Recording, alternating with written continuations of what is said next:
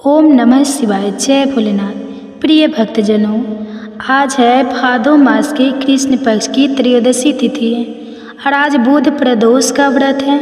प्रदोष अर्थात त्रयोदशी का व्रत मनुष्य को संतोषी एवं सुखी बनाता है। अतः जो भक्तजन आज के दिन त्रयोदशी का व्रत करते हैं तथा कथा को सुनते हैं, उनके घर परिवार में सदा सुख शांति बनी रहती है। भक्तों को कर्ज से मुक्ति मिल जाती है और इस व्रत में हरी वस्तुओं का प्रयोग करना चाहिए। ऐसा करने से व्यक्ति की सभी मनोकामनाएं पूर्ण हो जाती है और भगवान शिव जी के साथ साथ माता पार्वती जी का भी आशीर्वाद प्राप्त होता है। तो आज की इस वीडियो में आप सुनेंगे बुध प्रदोष व्रत में सुनी जाने वाली भगवान भोलेनाथ और माता पार्वती जी की बड़ी ही दुर्लभ पौराणिक कथा, जिसे आप सभी भक्तजन बड़ी ही श्रद्धा और प्रसन्नचित मन से सुनिएगा। साथ ही चैनल को सब्सक्राइब करके वीडियो को लाइक कर दीजिएगा और कमेंट्स में भोलेनाथ जी और पार्वती जी का जयकारा जरूर लगाइएगा। तो आइए भगवान शिव शंकर के चरणों का ध्यान करते हुए सुनते हैं बुध प्रदोष व्रत की कथा। एक नगर में भगवान शिव का एक भव्य मंदिर था, जहाँ हर वर्ष दूर दूर से भक्तजन शिव जी के दर्शन करने के लिए आते थे। उस समय प्रदोष का व्रत था। दूर दूर से भक्तजन गंगा जल लेकर भगवान को जलाभिषेक करने आए हुए थे। मंदिर का परिसर भक्तों की भीड़ से भरा हुआ था। तभी अचानक आकाश में बिजलियां चमकी और सोने का एक थाल उतरा। उसी के साथ एक भविष्यवाणी भी हुई कि जो कोई भगवान शंकर का सच्चा भक्त और प्रेमी होगा, उसी को यह थाल मिलेगा। प्रिय भक्तों, मंदिर के परिसर में उपस्थित सभी लोगों ने यह भविष्यवाणी सुनी। धीरे धीरे सभी इकट्ठा हो गए। जो लोग मंदिर की व्यवस्था देख रहे थे, उन्हें तो पूरा विश्वास था कि यह थाल हमें ही मिलेगा, इसलिए वे सबसे आगे आकर खड़े हो गए।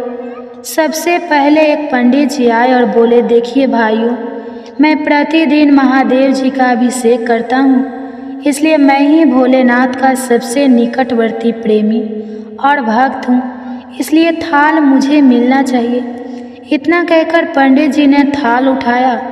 जैसे ही पंडित जी ने थाल उठाया, थाल पीतल का हो गया। अब देखिए, यह देखकर पंडित जी बड़े ही लज्जित हुए। उन्होंने थाल यथा स्थान पर रखा और वहाँ से निकल गए। इसी प्रकार वहाँ उपस्थित सभी पंडितों ने खुद को आजमाया, लेकिन शायद उनमें से भी कोई भी सच्चा भक्त नहीं था।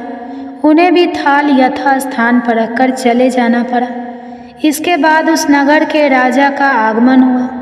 राजा साहब आगे आए और बोले कि हे प्रजाजनों, मैंने महादेव के मंदिर में बड़ी भारी दान दक्षिणा की है, इसलिए यह थाल मुझे ही मिलना चाहिए। इतना कहकर राजा आगे बढ़े और थाल उठाया। जैसे ही राजा ने थाल उठाया, थाल तांबे का हो गया। यह देखकर महाराज भी बड़े लज्जित हुए और थाल को यथा स्थान पर रखकर एक तरफ खड़े हो गए। इसके बाद इसी तरह एक एक करके दानी, महात्मा और भक्त पधारे और थाल को उठाया, लेकिन किसी के हाथ में कुछ और, किसी के हाथ में कुछ और हो गया, लेकिन सोने का नहीं रहा। तब लोगों को पता चला कि हम में से कोई भी महादेव का सच्चा भक्त नहीं है। उसी समय एक किसान का आगमन हुआ। वह बेचारा महीनों बाद आज प्रदोष व्रत के शुभ अवसर पर शिव जी के दर्शन करने आया था। गरीबी और गृहस्थी के बोझ तले दबा दिन रात खेतों में मेहनत मजदूरी करके अपना और अपने परिवार का गुजारा करता था। अभी रास्ते में आ ही रहा था कि कोई भिखारी मिल गया और कुछ खाने को मांगने लगा। इस किसान को दया आ गई। अपने खाने के लिए जो खाना लाया था, वो उसने उस भिखारी को दे दिया। थाल के बारे में इसने भी सुना था, लेकिन इसने उस ओर कोई ध्यान नहीं दिया। सीधा मंदिर में गया और महादेव का पूजन करके बाहर आ गया। परिक्रमा करके जाने को हुआ, तभी पीछे से एक व्यक्ति बोला, अरे ओ भाई, तुम भी यह थाल उठाकर देख लो, हो सकता है तुम ही वह सच्चे भक्त हो जिसके लिए यह थाल आया है। किसान को लगा कि वह व्यक्ति उसका मजाक बना रहा है, तो किसान ने हंसते हुए कहा, भाई मैं तो कभी पूजा पाठ नहीं करता, महीने में एक आध बार मंदिर आ जाता हूँ, मैं काहे का सच्चा भक्त। वह आदमी बोला, हम तो देख चुके हैं, हमारी भक्ति 2 कौड़ी की भी नहीं है, अब तुम ही अपना हाथ लगाकर देख लो। सोने का थाल मिले ना मिले, किंतु पता तो चल जाएगा कि तुम्हारी भक्ति में कितनी सच्चाई है। लोगों के बहुत ही आग्रह करने पर आखिर इस भोले भाले किसान ने जाकर थाल उठाया। तो जैसे ही उसने थाल उठाया, लोगों को आश्चर्य का ठिकाना नहीं रहा। सोने का थाल रोशनी से चमकने लगा। यह देखकर सब लोगों में खुशियों की लहर दौड़ गई। सभी लोग उसके जयकारे लगाने लगे और पूछने लगे, भाई तुम ही सच्चे भक्त हो, अब हमें भी पता दो कैसी भक्ति करते हो जिसे महादेव तुमसे इतने प्रसन्न हैं। तो किसान बोला, भाई मैं कोई भक्ति नहीं करता, मैं केवल दिन भर खेतों में काम करता हूँ और थोड़ा समय निकालकर ज़रूरतमंद लोगों की मदद करता हूँ। इसके अलावा भगवान भोलेनाथ का मन ही मन ध्यान कर लेता हूँ और कोई विशेष कार्य नहीं करता। लोग पूछने लगे, तुम लोगों की मदद क्यों करते हो? तो हंसते हुए किसान बोला, सुकून, दूसरों के चेहरे पर मुस्कान देखकर मुझे जो आनंद और खुशी होती है उसे मैं शब्दों में बयां नहीं कर सकता। शायद यही कारण है कि महादेव मुझसे खुश है। इसलिए हमेशा याद रखे, सत्कर्म का आनंद भी आनंद से होता है और अंत भी आनंददायक होता है। दुष्कर्म का आरंभ भी दुख से होता है और अंत भी सुखदायक होता है। आप सैकड़ों मील की यात्रा करके भी दूसरों का दिल दुखाते हैं तो आपकी वह तपस्या, साधना और महादेव का दर्शन धूल के बराबर है।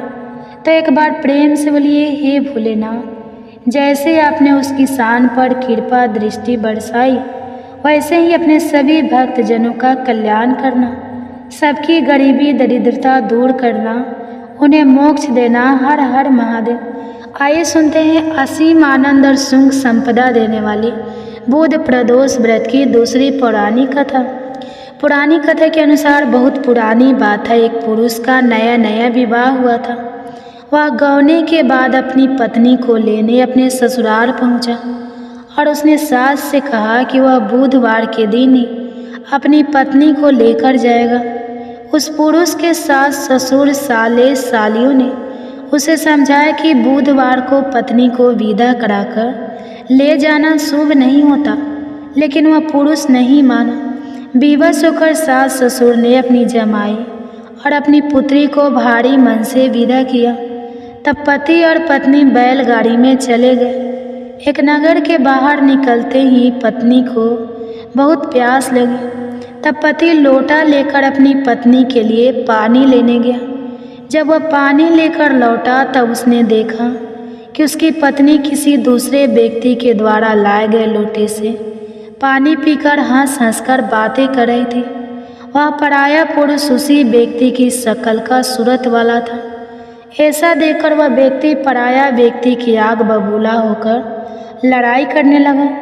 धीरे धीरे वहाँ काफ़ी भीड़ एकत्रित हो गई और सिपाही भी आ गए। सिपाही ने स्त्री से पूछा कि तुम सच सच बताओ कि तुम्हारा पति इन दोनों में से कौन सा है। लेकिन वह स्त्री चुप रही, क्योंकि दोनों ही व्यक्ति हम शक्ल के थे। बीच राह में अपनी पत्नी को लोटा देखकर वह व्यक्ति मन ही मन भगवान शंकर की प्रार्थना करने लगा कि हे भगवान, मुझे और मेरी पत्नी को इस मुसीबत से बचा लीजिए। मैंने अपनी पत्नी को बुधवार के दिन विदा कराकर जो अपराध किया है उसके लिए मुझे क्षमा कर दीजिए। भविष्य में मैं ऐसी गलती कभी नहीं करूँगा। भगवान से उसकी प्रार्थना से प्रभावित हो गए और दूसरा व्यक्ति उसी समय कहीं अंतर ध्यान हो गया। इसके बाद वह अपनी पत्नी के साथ सही सलामत अपने नगर को पहुंच गया। इसके बाद वे दोनों पति नियम पूर्वक बुधवार के दिन बुध प्रदोष व्रत को करने लगे। बोले श्री शंकर पार्वती भगवान की जय। ओम नमो पार्वती पते, हर हर महादेव। जय श्री राधे कृष्णा। प्रिय भक्तजनों, आइए अब सुनते हैं बुध प्रदोष व्रत में सुनी जाने वाली माता लक्ष्मी तथा शिव जी की बहुत ही दुर्लभ कथा। एक बार भगवान शिव ने अपनी दिव्य शक्ति से एक बड़े कढ़ाई को प्रकट की। कढ़ा जिसमें हम भोजन पकाते हैं और जिसे हम कढ़ाई कहते हैं। तो अब भगवान शिव कढ़ाई को प्रकट करके उसे एक तरफ रखकर ध्यान में मग्न हो गए। इतनी देर में माता पार्वती स्नान करके भगवान शिव के समक्ष आती हैं और आकर उन्होंने क्या देखा कि भगवान शिव के सामने एक बड़ा सा भारी भरकम काढ़ा रखा हुआ है और उसी के सामने भगवान शिव ध्यान मग्न बैठे हुए हैं। अब तो देवी पार्वती बड़े आश्चर्य में पड़ गई। अब वे महादेव के ध्यान से बाहर निकलने की प्रतीक्षा करने लगी। जब महादेव का ध्यान समाप्त हुआ तब देवी पार्वती ने पूछा, हे देव, हे त्रिलोकीनाथ, हे मेरे प्रभु, बड़ा ही आश्चर्य है प्रभु, यह भारी भरकम बड़ा सा कढ़ा यह किस लिए लाया गया है। इससे पहले कि माता पार्वती आगे कुछ पूछती, भगवान शिव मुस्कुराते हुए बीच में बोले, देवी, हे पार्वती, आप इस कढ़ाई को देखकर इतना आश्चर्य मत कीजिए, क्योंकि आप हर दिन कोई ना कोई प्रश्न लेकर हमारे सामने प्रस्तुत हो जाती हैं और जब मैं उसका उत्तर देता हूँ और कहानी सुनाकर आपका मन बहलाता हूँ तभी आपको संतुष्टि होती है। इसलिए देवी, आज हमने इसी का प्रबंध किया है। प्रिय भक्तजनों, चलिए आगे सुनते हैं फिर आगे क्या होता है। जो प्रिय भक्तजनों, इधर बड़े कढ़ाई को देखकर माता पार्वती सोच में पड़ गई और भगवान शिव माता पार्वती को आधी अधूरी बात सुनाकर मुस्कुराकर फिर से ध्यान मग्न हो गए। अब इधर चलिए देखते हैं कि इसके बाद क्या होता है। इधर अनंत ब्रह्मांड में चारों युग, चारों भाई एक साथ बैठकर बात कर रहे होते हैं। चारों एक साथ बैठे थे। अब बातों ही बातों में एक दूसरे से वाद विवाद करने लगे। सब आपस में यही कहने लगे कि हम तुमसे बड़े हैं, हम तुमसे महान हैं। तो कोई कहता है हम तुमसे श्रेष्ठ हैं। अब सभी खुद को एक दूसरे से श्रेष्ठ बताने की कोशिश करने लगे। तब सबसे पहले सतजु कहने लगा कि अरे मूर्खों, तुम सब मुझसे छोटे हो, भला तुम मेरी बराबरी कैसे करने लगे। जब त्रेता युग ने सतजु की बात सुनी तो उसने कहा कि तुम सबसे बड़े कैसे हो सकते हो। अरे तुम सब में से बड़ा तो मैं हूँ, मैं ही सर्वश्रेष्ठ। तुम सब मुझसे भला श्रेष्ठ कैसे हो सकते हो। इतने में ही द्वापर युग भी बोल उठा कि तुम मुझसे श्रेष्ठ कैसे हो सकते हो। अरे तुम सब में से श्रेष्ठ तो मैं हूँ, तुम लोगों का श्रेष्ठ होने का तो कोई सवाल ही नहीं उठता। अब उन सब की बात सुनकर भला कलयुग कैसे चुप रहता। कलयुग भी बीच में बोल उठा, तुम तीन मुझसे श्रेष्ठ बन रहे हो। अरे असलियत तो तुम जानते ही नहीं, असलियत तो यही है कि श्रेष्ठ मैं ही हूँ। इस तरह से अब वाद विवाद करते करते वे चारों युग आपस में ही लड़ाई झगड़ा करने लगे। अब चारों युगों ने मिलकर एक योजना बनाई। वे आपस में कहने लगे कि इस तरह तो वाद विवाद करके कोई फैसला ही नहीं हो पाएगा। हम सब मिलकर क्यों न कैलाश पर्वत पर चले। वे चारों युग आपस में कहने लगे कि इस प्रकार लड़ते रहें तो अच्छा होगा, हम सब मिलकर कैलाश पर्वत पर विराजमान भगवान शिव के पास चलते हैं। अब तो वही हमारा फैसला करेंगे। इस तरह से आपस में समझौता करके चारों युगों ने कैलाश पर्वत की ओर प्रस्थान किया। चलते चलते आखिरकार वे कैलाश पर्वत पर पहुंच गए। वहां पर पहुंचकर चारों युगों ने भगवान शिव को प्रणाम किया। चारों युगों को अपने पास आया देखकर भगवान शिव ने उन सभी का स्वागत करते हुए कहा कि आप सभी का हमारे दरबार में, हमारे कैलाश पर स्वागत है। कहो तुम्हारे आने का क्या कारण है। आप तो स्वयं ही कल चक्रे हो, तुम सभी तो स्वयं समय हो। फिर ऐसा क्या कारण हो गया कि आपको हमारे पास आना पड़ा। भगवान शिव के इस प्रकार पूछने पर चारों युगों ने कहा कि हे सृष्टि के रचयिता, हे प्रभु, हे महादेव, हम चारों युगों में विवाद खड़ा हो गया है और हम सब में एक दूसरे से बड़ा होने की बात पर होड़ लग गई है। इसी समस्या का समाधान पाने के लिए हे प्रभु, हम आपके समक्ष पधारे हैं। हम इस समस्या का समाधान खुद से करने में असमर्थ थे। इसलिए प्रभु अब तो आप ही हमारी इस समस्या का कोई समाधान ढूंढिए। आप ही हमारा फैसला कीजिए, आप हमारा न्याय कीजिए और बताएं प्रभु कि हम चारों युगों में आखिरकार सबसे बड़ा कौन है, हम चारों में से सबसे श्रेष्ठ कौन है। चारों युगों की इस बात सुनकर भगवान शिव कहने लगे कि इसका फैसला तो तब होगा जब आप चारों अपने अपने बारे में बताएंगे कि किन किन गुणों के कारण आप खुद को बड़ा बता रहे हो। तब शिव जी ने कहा, हे सतयुग, पहले तुम ही बताओ कि तुम कैसे श्रेष्ठ हो गए। तब सतयुग ने कहा, प्रभु देखिए, मेरी आयु सबसे ज़्यादा है, मैं 70 लाख वर्ष का हूँ और अन्य युग मुझसे 70 लाख वर्ष छोटे हैं, इसलिए मैं इन सभी से लंबी आयु का हूँ। सतयुग की बात सुनते ही अब कलयुग बोल उठा कि प्रभु, व्यक्ति कभी भी आयु से बड़ा नहीं होता, व्यक्ति के गुणों से बड़ा होता है।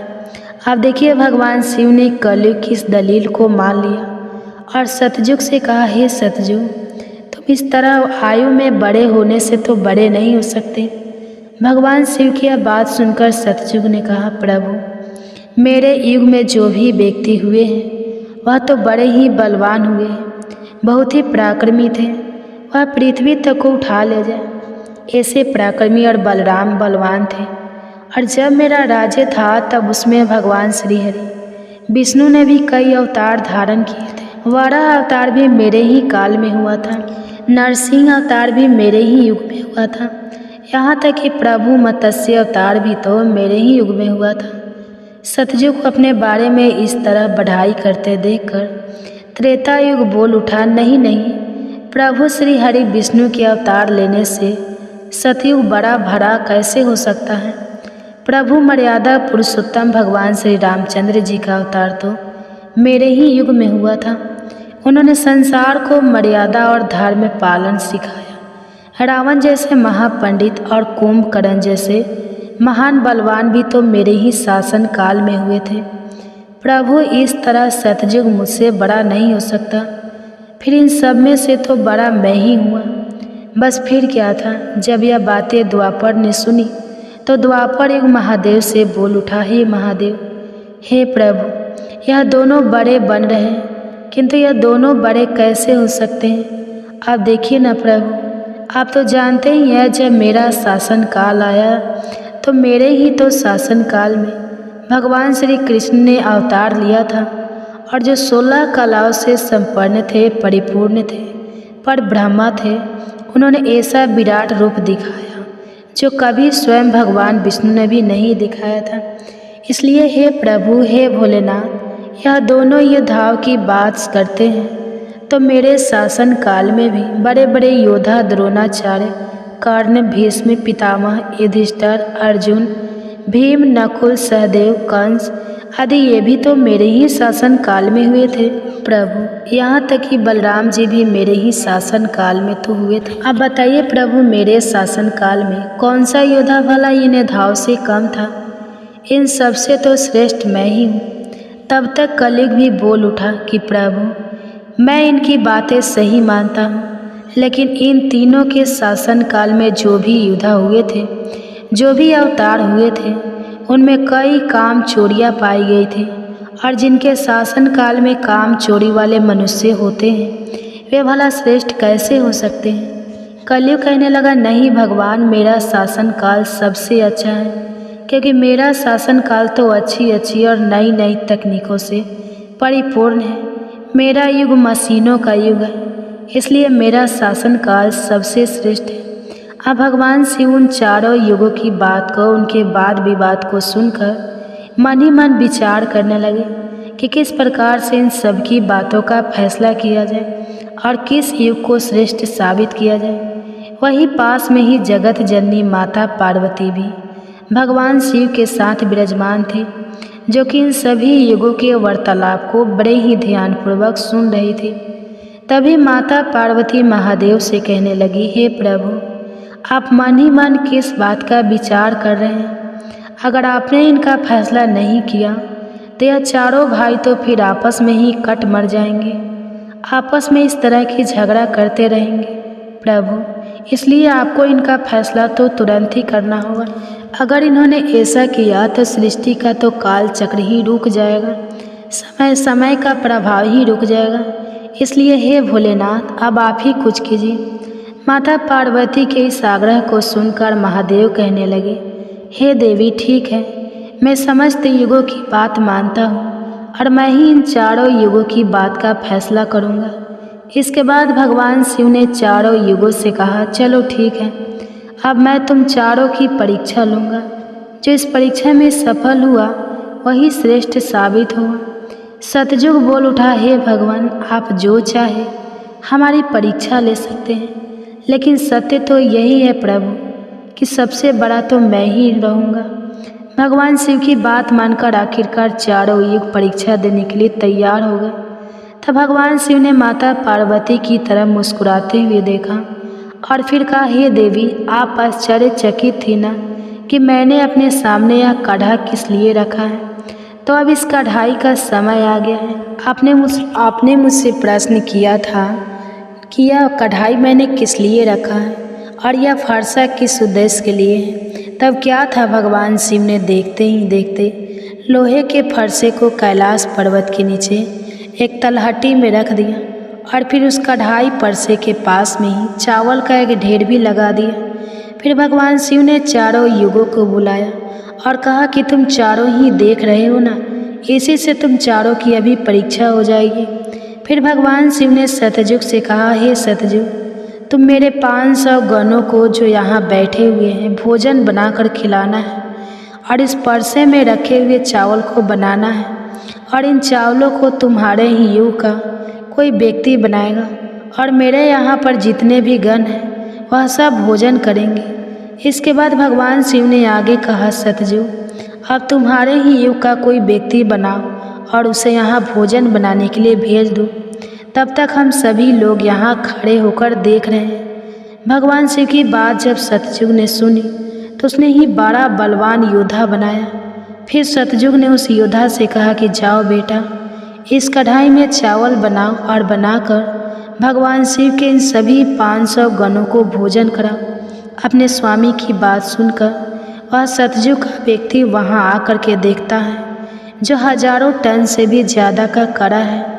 उसने वहाँ पर एक चूल्हा तैयार किया और उस चूल्हे पर उस कढ़ाई को रखकर लकड़ियों की व्यवस्था की, आग जलाई और उस कढ़ाई में पानी डाला, फिर चावल डाले और जब चावल बनकर तैयार हो गए तब उसने भगवान शिव के सभी गणों को एक पंक्तियाँ में बैठा दिया और उन सभी को उसने भोजन कराया। सभी गुणों को भोजन कराने के बाद वह बलवान योद्धा अपने स्वामी सतयुग के पास वापस आया और उसे प्रणाम किया। तो सतयुग ने शाबाशी से उसकी पीठ थपथपाई और कहा कि आज तुमने मेरी लाज रख ली, अब तुम यहाँ से जा सकते हो। इसके बाद भगवान शिव ने त्रेता युग से कहा कि त्रेता, अब तुम अपने युग के कोई व्यक्ति को भेजो और यह जो कढ़ा रखा हुआ है इनमें चावल बनाकर मेरे सभी गणों को खिलाओ। त्रेता ने सुना तो कहने लगा कि ठीक है प्रभु, जैसी आपकी आज्ञा। अब त्रेता युग ने भी अपने समय के समान महान बलशाली कुंभकर्ण जैसे बलवान व्यक्ति को उत्पन्न किया और उससे कहा कि हे पुत्र, यह मेरे परीक्षा की घड़ी है। तुम्हें भगवान शिव के समस्त सभी समक्ष गणों को भोजन बनाकर खिलाना है। त्रेता युग के व्यक्ति ने उसे प्रणाम किया और उसके बाद वह वहाँ से तलहटी में चला गया। तलहटी में आकर उसने चूल्हा बनाया, लकड़ियों की व्यवस्था की, आग जलाई और एक हाथ से ही उस भारी भरकम कढ़ाई को उठाकर देखते ही देखते चूल्हे पर रख दिया। फिर उसमें पानी डालकर चावल डाले और जब चावल पक गए तब सभी गणों को बुलाकर उन्हें खाने के बाद भोजन कराया। इसके बाद वह वहाँ से तुरंत कैलाश पर्वत पर पहुँच गया जहाँ पर चारों युग विराजमान थे। इस प्रकार से त्रेता युग ने भी अपना कार्य पूर्ण किया। अब बारी आई द्वापर युग की। भगवान शिव ने द्वापर युग से कहा, हे द्वापर, अब मैं तुम्हारी परीक्षा लूँगा। जिस प्रकार से सतयुग और त्रेता युग ने परीक्षा दी है ठीक इसी प्रकार से तुम्हें भी यह परीक्षा देनी होगी। यह सुनकर द्वापर युग ने बलशाली भीम के समान एक व्यक्ति को उत्पन्न किया और उसे आदेश दिया कि हे पुत्र, यह मेरे परीक्षा की घड़ी है। तुम्हें मेरी लाज रखनी है। अब तुम जाओ और बड़े से कढ़ाई में चावल बनाकर भगवान शिव के सभी गणों को भोजन कराओ और मेरी लाज बचाओ। यह सुनकर द्वापर युग के व्यक्ति ने अपने स्वामी को प्रणाम किया और वहाँ से तलहटी में चल पड़ा। तलहटी में जाकर उसने सबसे पहले चूल्हा बनाया, फिर आग जलाने के लिए लकड़ियाँ ढूंढी। लकड़ियों को चूल्हे में डालकर जलाया और पूरी ताकत लगाकर उसने उस बड़े से कढ़ाई को उठाकर जैसे तैसे खींचकर उसे चूल्हे पर रख दिया। वह तो द्वापर युग का व्यक्ति था, तो उसे थोड़ा ज़्यादा जोर लगाना पड़ा और बड़ी मुश्किल से वह कढ़ाई को उठा पाया। इस प्रकार से द्वापर युग के व्यक्ति ने भी चावल तैयार किए और भगवान के सभी गणों को भोजन कराकर वह फिर अपने स्वामी के पास वापस आया। उसके स्वामी द्वापर युग ने उसकी पीठ थपथपाई और उसे वहाँ से विदा किया। अब बारी आती है कलयुग की। तब भगवान शिव कहते हैं, हे कलयुग, अब तुम्हारी बारी है। तुम उस कढ़ाई का वजन देख रहे हो ना, उसका वजन कम नहीं होगा, उसका वजन उतना ही रहेगा, हजारों टन का। लेकिन अब तुम्हें परीक्षा देनी है।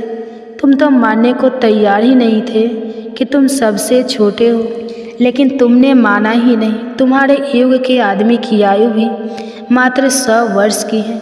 सतयुग की आयु 1,00,000 वर्ष होती है, त्रेता युग में 10,000 होती है और द्वापर में 1,000 होती है। और हे कलयुग, तुम्हारे शासन में तो मात्र 100 वर्ष की आयु है। तुम्हारा आदमी भी छोटा होता है।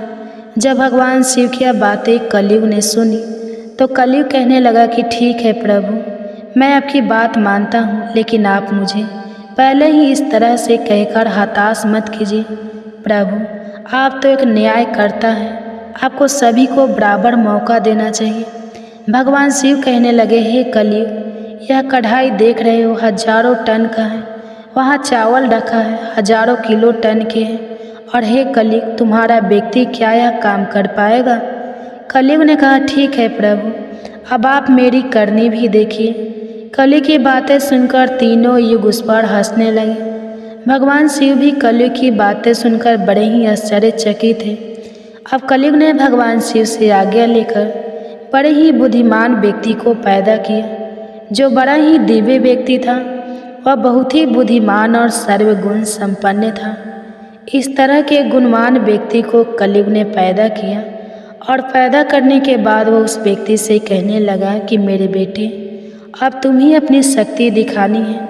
कठिन परीक्षा का समय है। यदि तुम इसमें सफल हो गए तो मैं चारों युगों में सबसे छोटा हो जाऊंगा।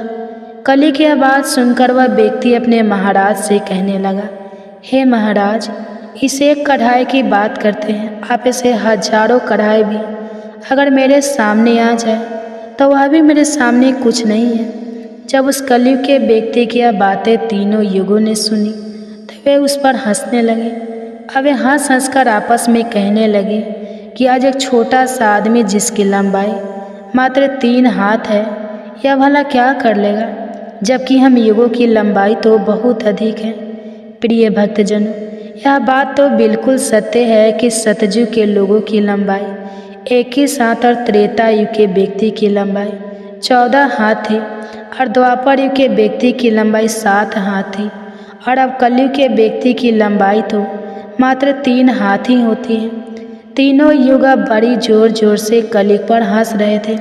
इधर कलयुग का आदेश पाकर वह कलयुगी व्यक्ति उस तलहटी में गया। तलहटी में आकर उसने देखा कि कढ़ाई का वजन तो सचमुच बहुत ही ज़्यादा है, इसे मैं आसानी से उठा नहीं पाऊंगी। तो उस व्यक्ति ने दिमाग लगाया और उस कढ़ाई के नीचे मिट्टी खोदना शुरू कर दिया। कढ़ाई तो उसने हिलाया तक नहीं, बल्कि उस कढ़ाई को बिना हिलाए डुलाए उसके नीचे एक भट्ठी तैयार कर दी। अब उसे लकड़ियाँ ढूंढने में भी ज़्यादा समय नहीं लगाना पड़ा, क्योंकि वहीं पर कुछ अधली लड़कियाँ पड़ी हुई थी। वह कलयुग का व्यक्ति कितना दिमाग वाला था, उसने कुछ भी नहीं किया, कढ़ाई के नीचे भट्ठी खोद दी और उसी में आग जला दी। चावल को कढ़ाई में डाल दिया और चावल में पानी डाल दिया। चावल इस प्रकार पककर तैयार हो गया। तब उसने भगवान शिव के 4 गणों को बुलाया और उन गणों से कहा कि आप मेरा साथ दीजिए और इन चावलों को आपस में परोस लीजिए। यह बात सुनते ही भगवान शिव के 4 हष्ट-पुष्ट गण चल देते हैं और देखते ही देखते कतार में बैठे सभी शिवगणों को उन 4 विशाल गणों ने चावल परोस दिए। इस प्रकार सभी गणों ने भोजन कर लिया। तब कलयुग के व्यक्ति ने उन 4 गणों से कहा कि अब आप सभी भोजन कर सकते हैं। तब कलयुग के उस व्यक्ति ने उन 4 गणों को भी भोजन कराया, फिर उस कढ़ाई को साफ किया और कढ़ाई को वहीं छोड़ दिया। इस तरह उसका काम भी पूरा हो गया। अब कलयुग का वह व्यक्ति भी अपने स्वामी के पास कैलाश पर्वत पर आ गया और कहने लगा कि हे प्रभु, मैंने आपका काम कर दिया है। कलयुग ने यह सुना तो बहुत खुश हुआ। तब उसने उस कलयुगी व्यक्ति की पीठ थपथपाई, फिर कहा कि हे पुत्र, तुमने बहुत अच्छा काम किया और इस परीक्षा की घड़ी में मेरा साथ दिया। ऐसा कहकर कलयुग ने उस व्यक्ति को वहाँ से विदा कर दिया।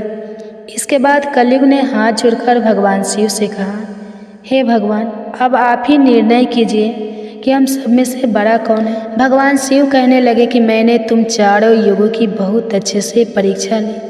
जब सतयुग की बारी आई तो उसने चूल्हा बनाया, उस पर कढ़ाई रखा, आग जलाई, चावल डाला, पानी डाला। फिर चावल पक गए तो उसने मेरे गणों को बिठाकर उसने स्वयं उन्हें भोजन परोसा, उन्हें खिलाया और अपना कार्य पूरा किया।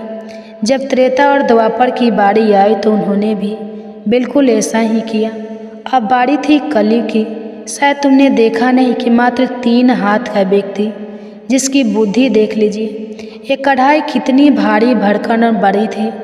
उसकी बुद्धि देखो, उसने उस कढ़ाई में चावल बना दिए जिस कढ़ाई को वह हिला तक नहीं सकता था। और मेरे इतने गण थे, अगर वह व्यक्ति बाल्टियों से चावल परोसता तो शायद वो परेशान हो जाता। अब देखिए उसकी बुद्धि, उसने उतने में ही 4 गणों को अपनी सहायता के लिए बुलाया और उन 4 गणों को भोजन परोसा और स्वयं बैठा रहा। और ऊपर से उसने बिना हाथ लगाए उस कढ़ाई को भट्ठी पर भी रखा था। यह कितना बुद्धिमान व्यक्ति था और इसलिए यह युग भी बहुत बुद्धिमान हुआ। तब भगवान शिव ने उन चारों युगों से कहा कि कलयुग बुद्धिमान व्यक्ति का युग होगा। तुम सब जैसा शासन करते आए हो, चलो ठीक है, तुम सब की धर्म और निष्ठा भी रही है, सभी ने धर्म का अच्छे से पालन भी किया है, चलो ठीक है। लेकिन तुम्हारे युग के व्यक्तियों में बुद्धि का अभाव था, जिन्होंने कभी अपनी बुद्धि का उपयोग नहीं किया। अब देख लो, रावण और कुंभकर्ण जैसे असुर ने भगवान विष्णु के अवतार को ही नहीं पहचाना और अज्ञानतावश उनसे ही युद्ध कर बैठे। और कारण यह हुआ कि वे युद्ध में मारे गए। अगर उन्हें बिल्कुल भी अपनी बुद्धि का प्रयोग किया होता तो उनका इस प्रकार सर्वनाश नहीं होता। इसलिए हे चारों युगों, आने वाले कलयुग के राज्य में ऐसे ही बुद्धिमान व्यक्ति देखने को मिलेंगे। ऐसी ही तकनीक, ऐसी ही मशीनें बनाएंगे जिससे वे बैठे बैठे ही सारा काम कर सकते हैं, बैठे बैठे ही कोई भी काम कर सकते हैं। कलयुग में व्यक्ति एक ही दिन में भगवान को प्राप्त कर लेगा। इस प्रकार से भगवान शिव ने चारों युगों की समस्याओं का समाधान किया और कहा कि कलयुग की सबसे श्रेष्ठ युग है। यह सुनकर चारों युग अपने अपने धाम को संतुष्ट होकर लौट गए। माता पार्वती भी यह सब कुछ देख और सुनकर बड़ी प्रसन्न हुई। उनके मन में उठी जिज्ञासा भी शांत हो चुकी थी और उनका मन भी बहल चुका था। तो प्रिय भक्तजनों, आज की कथा अगर पसंद आई हो तो वीडियो को लाइक कीजिएगा, शेयर कीजिएगा, चैनल को सब्सक्राइब कीजिएगा और कमेंट्स में हर हर महादेव जरूर लिखिएगा। इसी के साथ आज आप हमारे चैनल पर शिव महापुराण की कथा भी जरूर सुनिएगा। तो प्रेम से बोलिए ओम नमः शिवाय।